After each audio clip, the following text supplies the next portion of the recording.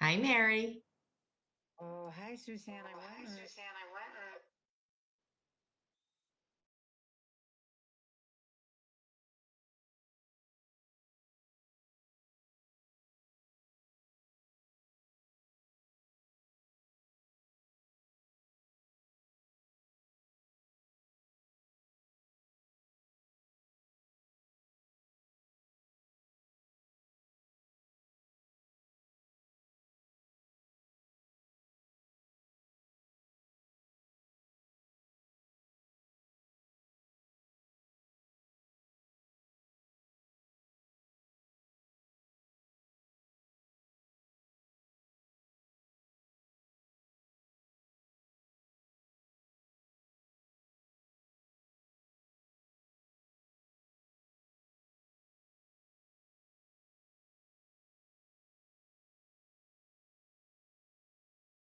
Are you guys in the are you same? guys in the same?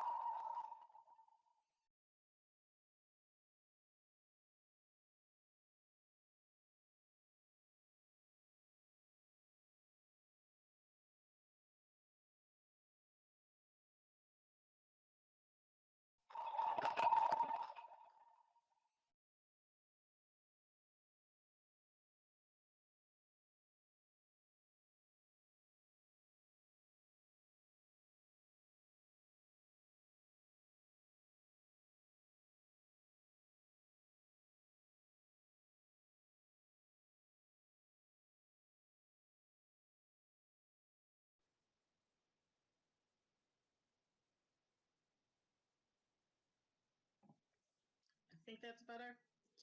You're just gonna have to unmute yourself as you talk so that there's no feedback echo. If anybody is in where they can hear somebody else's computer, then your computer's gonna start like a cycle feedback. So it's gonna hear it from there and it's gonna keep repeating it. That's what causes the echo. Okay.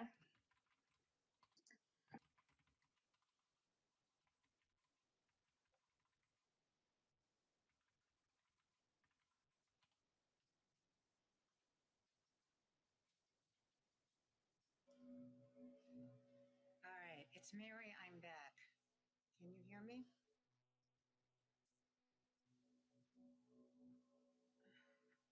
I can. Okay. I see. Yeah, I'm so used to Zoom, and this is so foreign to me still. I see. I just have to get the lay of the land here.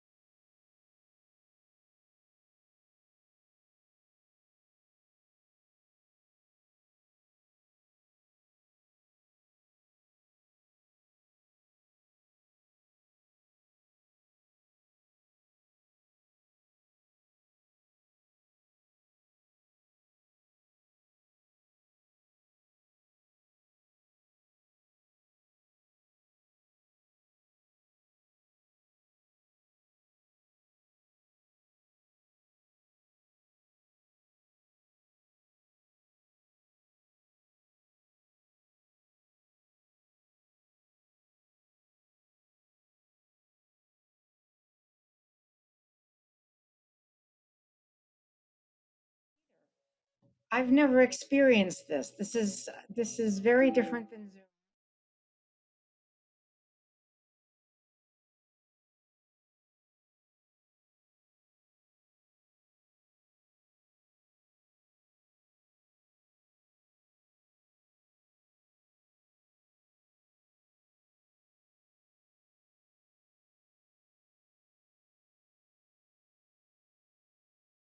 Joined. One is Jennifer from the TV. One is me. I see Suzanne and Rebecca and Erin. All right, I am just going to have to go on faith that who's here because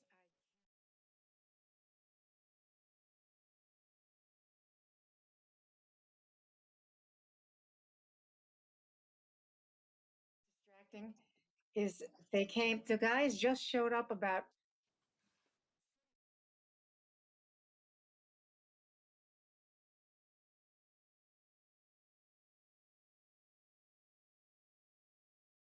it out at this point. All right. Welcome, everybody. Now, I have a question for Andrea. I am still getting, instead of a complete echo, I'm getting feedback, and I don't know why I shouldn't. Are you in the same house as somebody else who's attached to WebEx? Yes, we're 2 rooms apart with a closed door.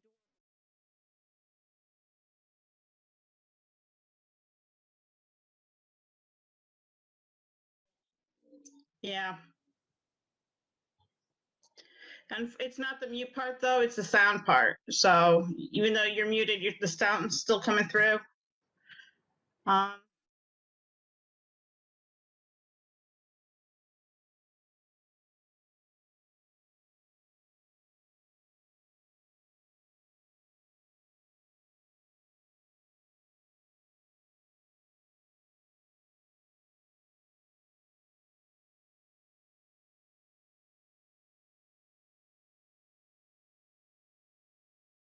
Interesting thing to be learned there, and not just about the technology. I guess sometimes I feel all of us have our challenges. I know that. Andrew, I know you have yours with not being able to hear what's going on. You rely on your vision so that you know what's happening. I rely on my hearing, and that isn't even reliable, or it hasn't been.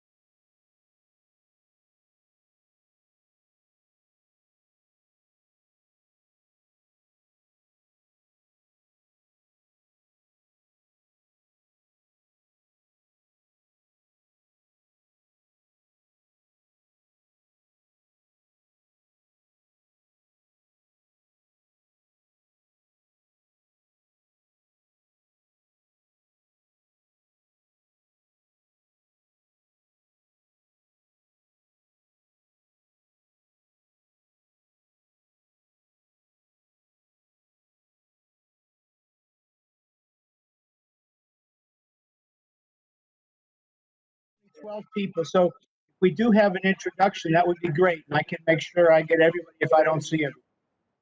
Yeah.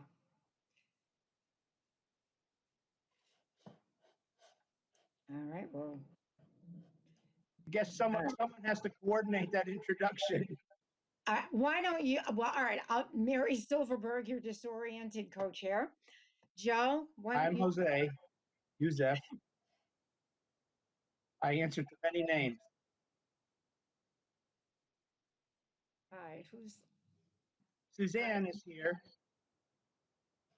Andy's here. Andrew's here. Anita is here, helping Andy. I'm here. I see Farrar, Aaron Connealy, Jennifer Evans, Rebecca Hojosi, Maureen Hoslick. Who did I miss? I guess you can chat. We have a guest, yes. Besides Kate, our official guest, we have another guest who is Maren Paslick? Yeah, I got her. Yes, hi everybody. Maren, would you introduce yourself, Maren? Tell us just a little. Absolutely. Hi about everyone. My name is Maren Paslick. I'm a recently evacuated Peace Corps volunteer serving in Ecuador. I rejoined my sister's family in West Hartford, where she relocated about a year and a half ago to work for the governor on energy policy. I was watching her twins, who are now 4 years old, for about 9 months living in West Hartford.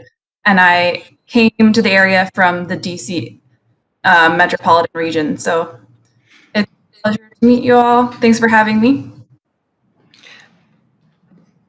We welcome you. I'm very glad you're here. I know you had voiced some interest about 2 years ago, I think, Maren, about visiting with us and possibly joining us, but then you went off to the Peace Corps and we figured, oh, well, when she's back, right. maybe we'll see her again. So well, now I'm back. Well, are you finished or do you have more? Will you go back when it's safe or will there be a different assignment? No, I'm completed my service. We're not really sure about the timeline of being redeployed. So I moved forward with some other job offers and now have a full-time job. And I'm just looking forward to my next chapter. Great. Congratulations. I'm glad you're working. Thank you. Yeah. It was hard. Yeah, no, it's challenging in these days. All right, did we miss Jennifer? It's nice to I haven't seen you or heard you yet. I'm trusting you're there. But it's nice to be with you again. All right, do we if we know who we've got here tonight, I'd like to take a look at the minutes from our last meeting. And did anybody have any questions about the minutes? Because if there is no discussion, I would like to have somebody make a motion to approve the minutes. I make a motion to approve the minutes. Okay. I'll second that motion. All right, all in favor? Aye. Aye. All right. Motion passed. So moved. Thank you. I'm going to take care of one quick piece of business first. Kate, question.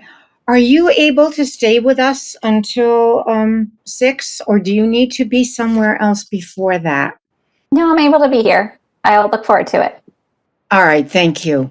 I just want to, I have to submit the dates for our for next year's meetings. I think everyone already received the list of dates probably a few weeks ago. Were there any questions or problems? Not that anyone recalls. All right, looking at what Cindy Perini sent. Far from Yes. None so far. No conflicts. Okay. I will submit the dates then, and we should be in business. And Joe and I will send everybody another copy of it as we send it to Cindy. All right. As far as old business goes, and Kate, you are aware of this one. Suzanne, the work was done. Suzanne's staff report is to be next on the agenda. Oh, thank you, Joe. Oh. Hello.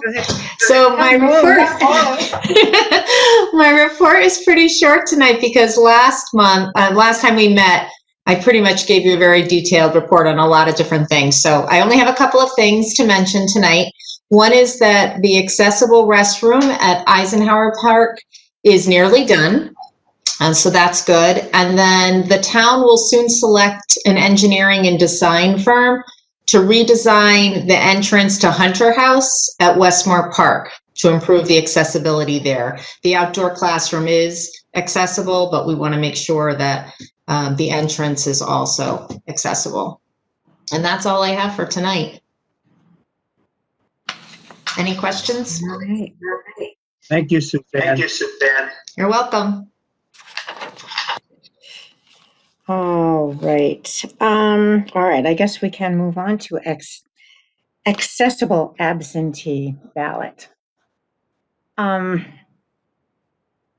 Yes, between a few of us privately, a few of our very hopeful legislators, through disability rights, and primarily at this point, I must say, National Federation of the Blind, the national organization, finally came to our defense. The members, there were individual efforts. Mine was one of them, over several months. And then after that, many members of NFB of Connecticut got involved, and through NFB National, in recognition of all of that work that we had done, had discussions with the Secretary of State's office, and it finally went to, let's say, an FB National's attorney sat down with our Connecticut Attorney General, William Tong. The two lawyers came to they negotiated a position of, okay, the ballot needs to be accessible. Let's work it out. And they finally did. Is it the best? No, it is not. But it is a beginning. And I know Disability Rights Connecticut, who is now working along with NFB, just as those similar collaborations have been in other states as well for the same reason. They have asked all of us for our experiences, because they need to work it out. There are a lot of bugs. There's so many different screen readers, for one. That's one of the bigger problems. So many different screen readers, and they all operate a little bit differently. And there were major problems, but evidently those of us who decided to vote by absentee ballot, even though it was a challenge, we were able to do it. And that is a beginning, because to me, the most important part there is we still did not lose our civil rights. They were not taken from us. And I do have faith and confidence that before the next election, things will be more refined. And it may take a while to get it right, because this was one of the most, from what I'm understanding about other states and what they've had to go through, this was definitely one of the more challenging, time-consuming efforts on the part of everybody. And not just me, I mean, the people who had to design this to make it accessible. So it should improve over time. But I'm so relieved, and I am so happy. And you know what? The system works. And when you get people working together, it works. And that's the key. And that's what I'm really happy about. I would like to ask if any of you have any comments about your own voting experience. You don't have to, but if you would like to comment, if you've voted physically at the polls, or if you voted by absentee ballot, would anybody like to comment on their experience? And Joe, help me out if I missed anybody. Andy, can I go ahead? Yes, Andrew, go ahead. Okay. Yes. So I decided to go ahead and try and vote in person. And I felt that, it was a good thing. And I waited in line, I want to say maybe 15 to 20 minutes. So it was a good experience. I got in, it went really fast. I filled out the ballot. And, after that, I informed the person that I signed in. I checked in with everyone, filled out my ballot, and then I went on my way. So I think the voting itself was less than 5 minutes. So I think, it was a good thing that people were able to work together to try to make some accommodations. So I think overall it worked out well. All right, that's good to hear. Can I ask which polling place you used? The town hall. Okay. Rebecca, with your experience with the population you serve, what kind of things did you hear reported? Uh-oh. Yeah, oh, sorry. So the unmute on this is down at the bottom, not on my box. A lot of my clients, they had trouble understanding the ballot, the double envelopes. There was some lost stuff because some of my clients, they got it and it kind of got shuffled in with all their stuff. I had a client that had to, at the last minute, request a new ballot, but she didn't have any problems. She got it. They have to mail them out, I guess. And so they mailed it out on, I think, the Thursday before, and she got it in time to cast her ballot. I had another client, she's in Newington though, she completely lost her ballot. And on Tuesday, I called Newington and they helped arrange for someone, she's homebound, but they got her into the car and they had the people at the polling place waiting. And they came right out to the car. There were two of them, I guess, and her caregiver drove her. And it was nice because she was able to vote, and she was very happy that she was able to vote. And so I, at least in Newington, they were doing a good job. But most of my clients did the absentee ballots when they could.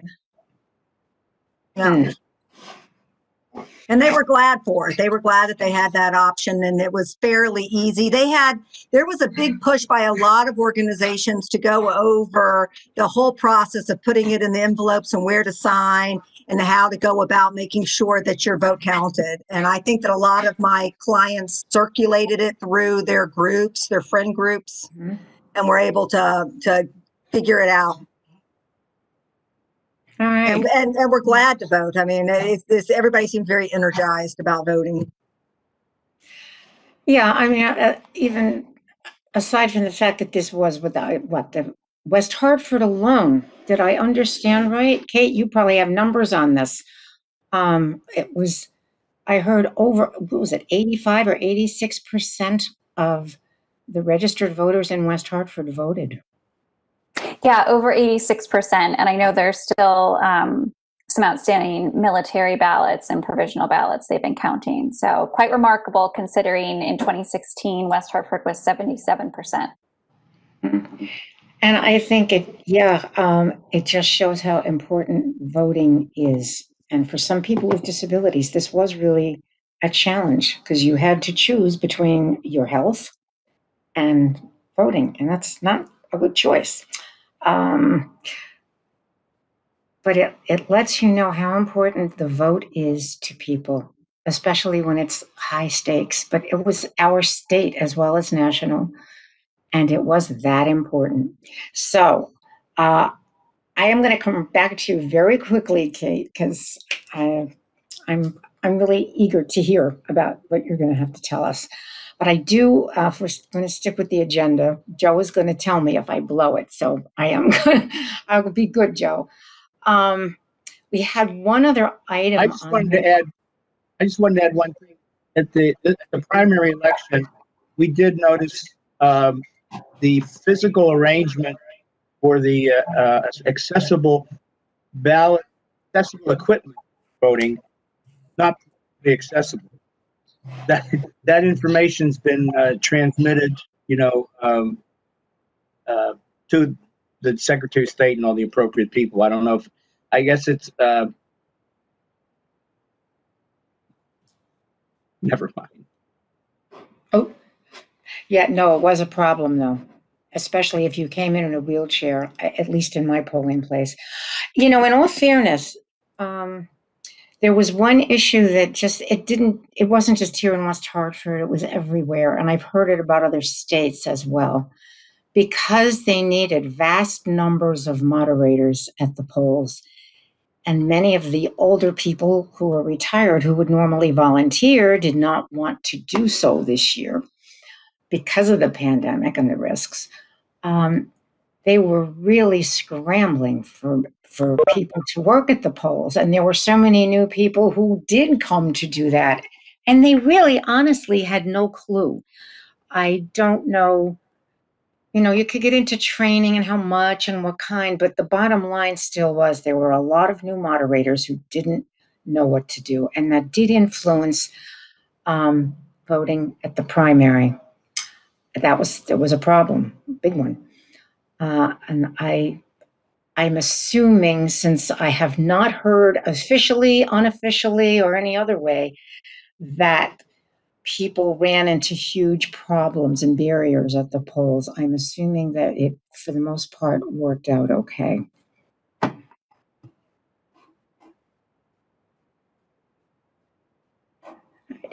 Andrew had a question. One of the things a few months ago, well, I guess it was last year at this point, working along with the police department, we worked on a development of a new training segment with them. And they did a fantastic job on it, on a new training segment for when police are working with the blind and visually impaired. And Andrew had asked about it at some point, and I just want to either address it now and either put it to bed or take some kind of action. But Andrew, you had raised a question. Was it time to update the training module for the police department when it comes to deaf and hearing impaired? Is there a specific concern that you have or issue that can be addressed in regard to that? Or would you like us to, how would you like that to be addressed? I mean, that's a good question, really, because things change a lot, you know, on a consistent basis. So if things stay the same for too long, that has to be caught up. So, you know, maybe the person themselves, you know, and their level of communication will depend on how successful the interaction can be. So, you know, and the person's communication preference as well to ensure comprehension on both sides. So I'm wondering, you know, how hard would it be to update such training? So I'm not sure. I mean, you know, I don't know that I have the answer to that question, but I think it's a work in progress. Is there one specific area or problem that has come up with either you or others in the deaf community that you know, maybe you'd even just like to sit down and talk with Lieutenant no, not Riccobono. Oh my God, there's two people who have very similar names and I do it every time. Lieutenant Rushello. And Lateric? I mean, yeah, I did. I sat down with them in the past. I don't mind to do it again and do some brainstorming, you know, definitely. Well, let me ask you this, Andrew. How would you feel about contacting Lieutenant Rushello and just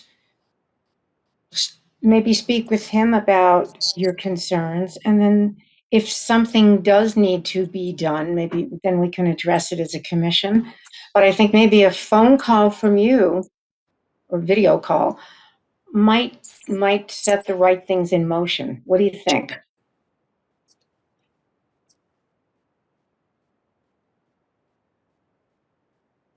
Yeah.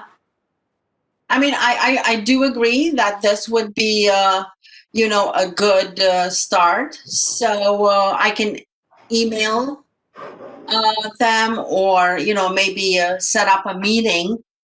We had a meeting before. We had something we set up and we agreed upon several things, but we can do that again, and we can work out something, because it's really, you know, it's hard to meet in person now, so we would have to do it remotely, and we can figure something out as to how to do this.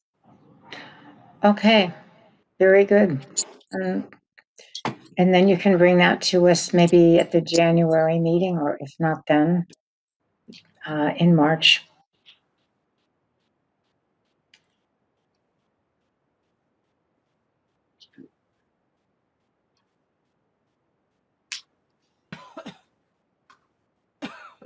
Okay, sure, will do. Sounds like a plan. All right, wonderful.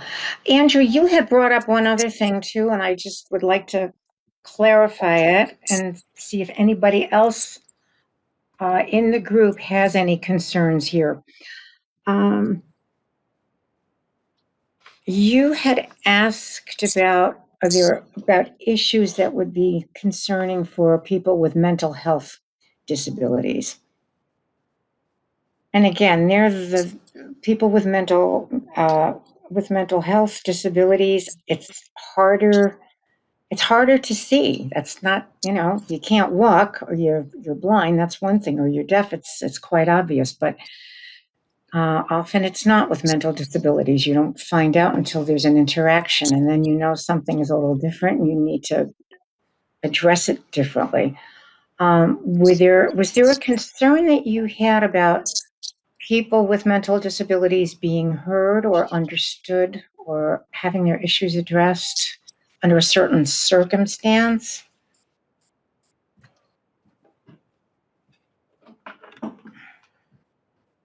What comes to mind right now is the fact that, how should I say, I'm trying to look at their emotional health, their mental health, so it will depend on each diagnosis, but again, and it goes back to assessing them and see what's going on with them. It's hard to pinpoint. I'm sure that, again, we can look at it as a process. I don't mind, being involved with that and figuring out something to help this population.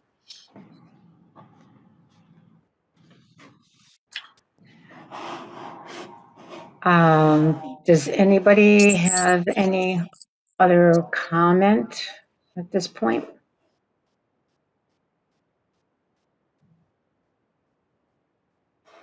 All right, then I'll tell you what, for now, is everybody okay with putting that on the back burner for now?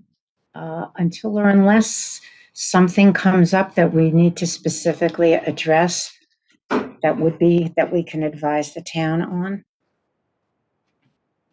Right. Yep. Okay. All right. All right. At this point then, all right, we took care of old business and new business. New business was being the date. I know, yes. Kate, thank you for your patience. And it's time. I'm going to pass the torch to you. I think we're all looking forward to hearing about what you've done and how did you get to this point. And Kate and I were communicating before. I think it's helpful for her as a newly elected legislator to be aware of the issues that involve people with disabilities. The more aware Kate is, the better job she can do for us, and the more we can assist her. So, Kate, the floor is yours. Well, thank you, Mary. It's great to see all of your faces. Certainly I would love, like all of these meetings, to be face to face. And I know I'm just getting to know many of you, but I hope, like my conversations with Mary, this will be kind of the first, I hope, of many connections moving forward. And I think for me personally, since I'm just getting to know you all too, I wanted to make sure I will certainly share a little bit about my journey, but more than anything, I want to hear what is top of mind for you right now, and how we can best be partners, especially in all of the needs that we see in our community. So as Mary said, I just last week officially became state representative-elect of the 20th District. And in West Hartford, that really encompasses Southern West Hartford. And it means that I'll be working in partnership for the first time in history as a part of an all-female House delegation team with Representative Tammy Exum and Representative Jillian Gilchrist at the House of Representatives up in Hartford. And I should say that, yes, I've been running this campaign since January to get to this point in time, but I certainly didn't start out my life knowing much about what a state representative did or what they did in the state capitol, or really what a path or a future could look like to serve your community in this way. I did grow up in Connecticut in a small town of Norfolk in the northwest corner with very civically engaged parents, but they voted, and that was the extent of their engagement. And I think we saw in our community, even this week, we have so many people that vote in our community, and that's the way they engage. And we want them to see that there's so many more ways for them to engage, such as how you all are on this commission. But it was from my parents that I certainly had many political conversations around the dinner table. But it really wasn't until I was in college at the University of Connecticut where a class assignment really forced me to understand what happened in Hartford. And that class assignment was that I was taking a Women in Politics course. And one of the assignments was that I had to interview a woman in politics. And this was in my junior year of college. And I'd never met a politician in my life, let alone a woman who was a politician. And so being at the University of Connecticut, where I was at the time, actually, it was our Secretary of State, Denise Merrill, who represented Mansfield. And she was the state rep in that area. And I actually reached out and interviewed her. And it was from that interview with then Representative Denise Merrill that she offered me an internship at the state capitol. And it was the first time where I saw two key things in my life in such a stark way. One was that all of these issues that I cared about, right? Just like you all, we all have these issues we care about. And I showed up there, and it was the first time where I saw firsthand in this building, not in DC, not the UN, in this building in Hartford, all these people are making decisions on these issues that I care about. And that was an overwhelming realization for me at the time. And secondly, quite honestly, I saw so starkly just how few women were in decision-making roles. And that really hit me for the first time as a young college student. And so it was actually out of that internship with our now Secretary of State that I ended up becoming very engaged in a whole range of nonprofit issues that became very close to my heart. And I advocated for healthcare, I advocated for women's rights, I've advocated for working families. And that has really led me, not just in Connecticut, but to 10 years in Washington, D.C., working for national nonprofits. And it was in DC where I got to really be a part of not just what was happening here in Connecticut, but in states around the country as well. But I wonderfully actually came home to Connecticut over 5 years ago to lead a nonprofit that's called the Connecticut Women's Education and Legal Fund.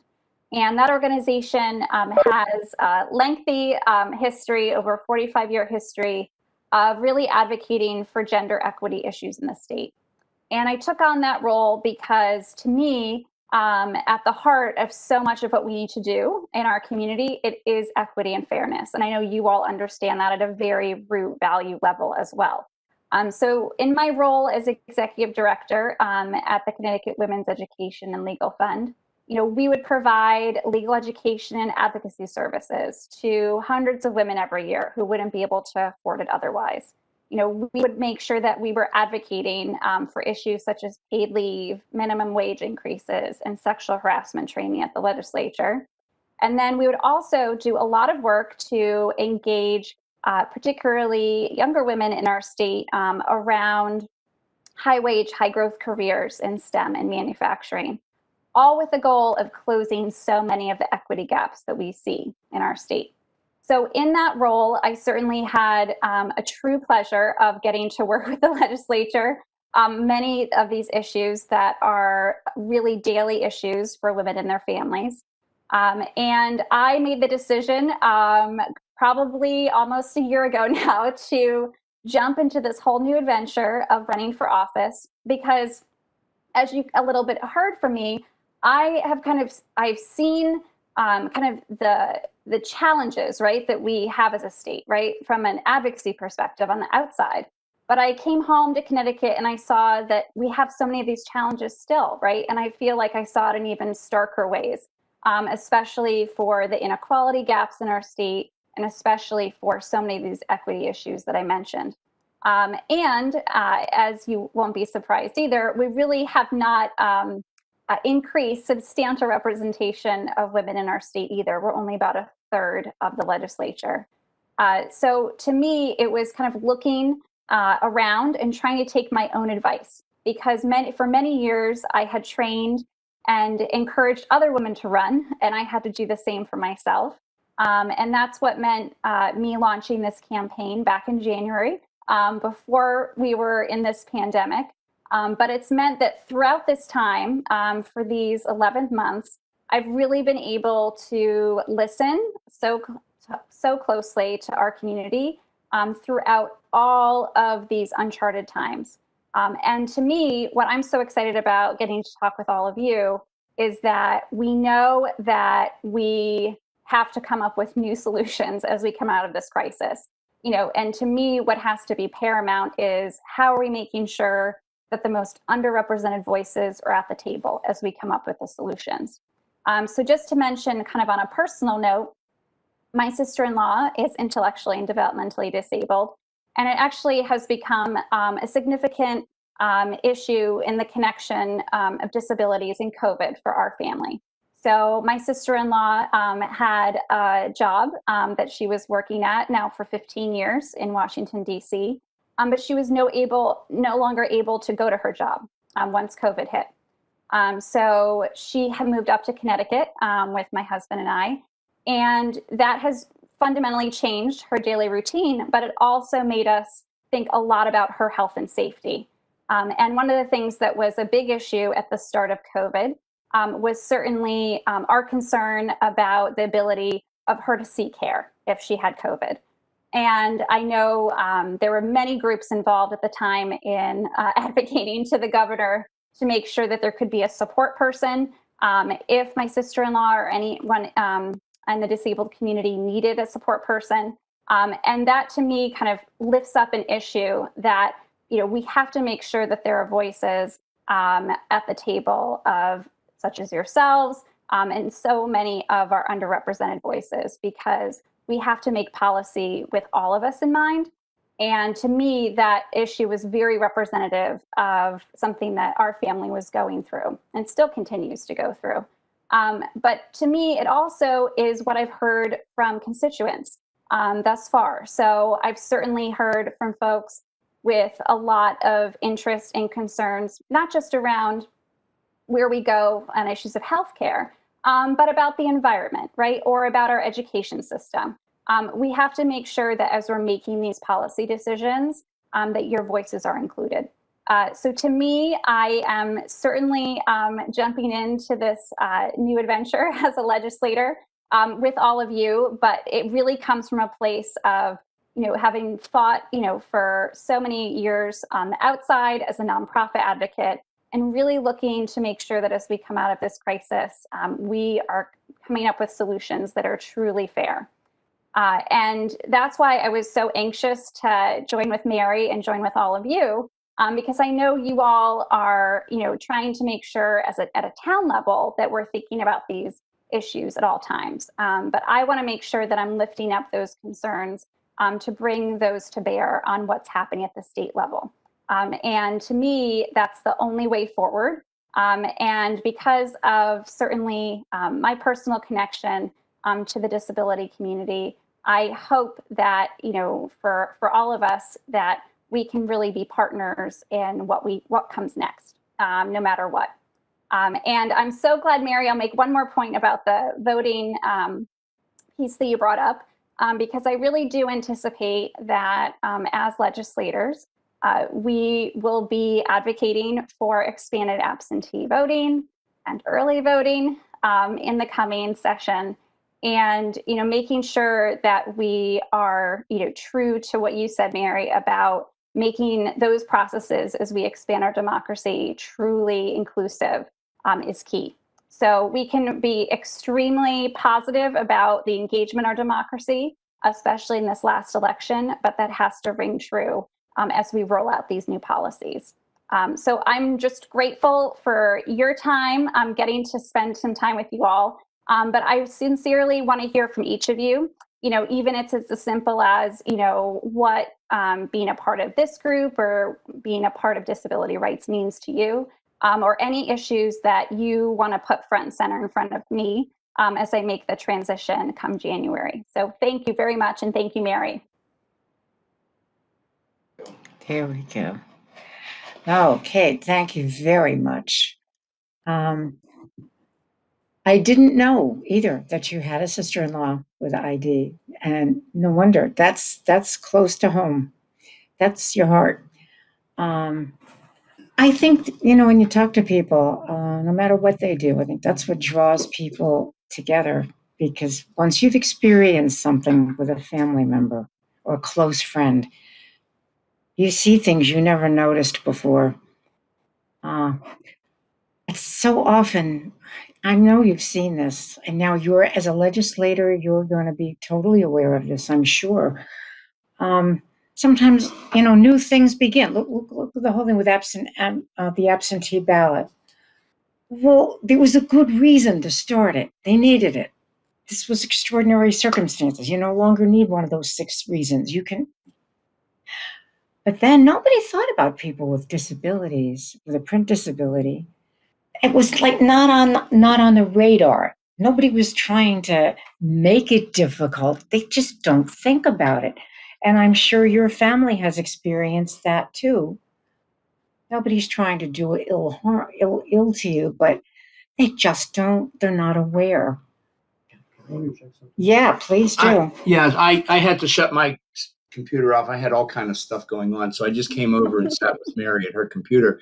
I just wanted to add, and I don't want to be political at all, but I was quite refreshed to hear the President-elect Biden's address. He mentioned specifically certain populations of people who perhaps are underrepresented, what have you. Yeah. And he specifically delineated certain categories, and among them were the disabled. Mm-hmm. And I'd never heard that before. And one of the things that my disabilities aren't obvious, but to most people, Mary knows them. But we. Every time we do go to the polls, we realize that there's something, and this is just one little thing. Oh, it's a very important thing, but one little thing. We always notice there's something amiss. I said something, I don't know if anybody heard me because I couldn't even hear myself coming out of my speakers, but that when we went for the elections, for the primary elections, the accessible equipment was not particularly accessible. No. It was not arranged properly. It would be impossible to have gotten a wheelchair into that area. So that vigilance is necessary, and hopefully some of the legislature will be more aware of the disability community as a separate class to be considered in everything they're dealing with, as well as other classes like women and racial and sexual classes and so forth. That's it. Thank you. Well, to your point, we have to look at it, right, as we know, kind of in an intersectional way. And, you can't separate those identities often. And as you said, Joseph, you are so primed, to being aware. And, we all can bring those individual experiences to having that awareness. But that's also why hopefully we can rely on commissions like yourselves and groups like yourselves to make sure we have that hyper awareness and vigilance. And you have an assortment of our own personal disabilities or the populations we work with. All right. And anytime, our function is to advise the town. The town of West Hartford does not have to take our advice, but they frequently ask for it. And West Hartford is extraordinarily effective and conscientious about doing the right thing by all of its residents.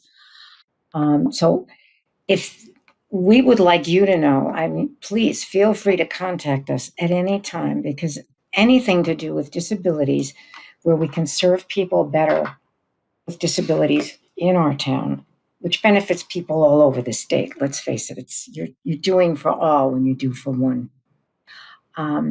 We are here to work with you as well. We just want you to know that.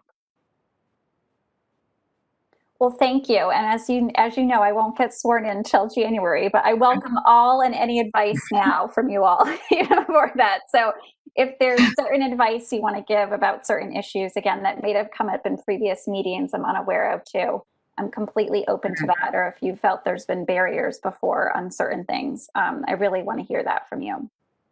Yeah. Okay. Thank you. Does anybody like to? We can adjourn. Yeah, unless people have any questions. If there's no questions right now, I'm sure. I don't know if people. We're not that atypical here. It's like, oh, why didn't I ask her about that? 3 days from now, it'll come to me. Well, I'll Feel put free, my everybody. info in the chat for everyone, so you can have it. And you can Okay. call me anytime. I'll put my email and phone number, so please get in touch, anyone. All right. So if anybody has any questions, we do. We have a group of dynamic legislators from this town in the House and the Senate.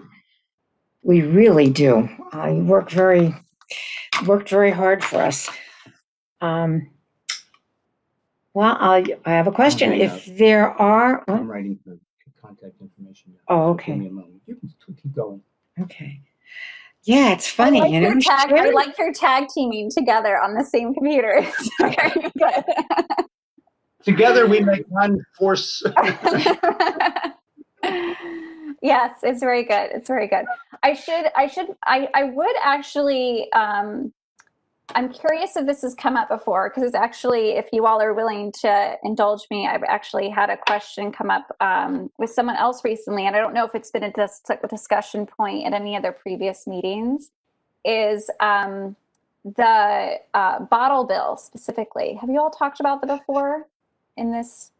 Oh, wait a minute, the bottle bill. No, I was recalling the straws. That was a. The straws you did. Okay. That Okay. was resolved. So I might come back to you particularly around the bottle bill. I know that they're going to be working on it again for this legislative session. And I think there, rightly so, is some considerations of how do we make sure that, the redemption process itself is as easy, not just physically to get to, but from a disabilities perspective, actually accessible. So I was just curious if that had come up before, but I can certainly come back to you all when I know more, because it was an issue brought up to me already by someone else in the community, and I know they're going to be working on that bill. Well, now I have a question that in itself, the times that I've served, I haven't heard about that one. But if you're talking about like height of things and accessibility for somebody in a wheelchair, we had an issue here some years ago with a woman who, she was in a wheelchair. She lived in an apartment complex in town, and the dumpsters down in the parking lot where she had to bring her trash. She had a complicated, really, talk about coping strategies. I was impressed because she actually was able to make it into her parking lot with the bag of trash in her lap in the wheelchair. But when it was closed, she couldn't lift the lid. She couldn't get it in. Yeah. And those are things we don't even think about. Right.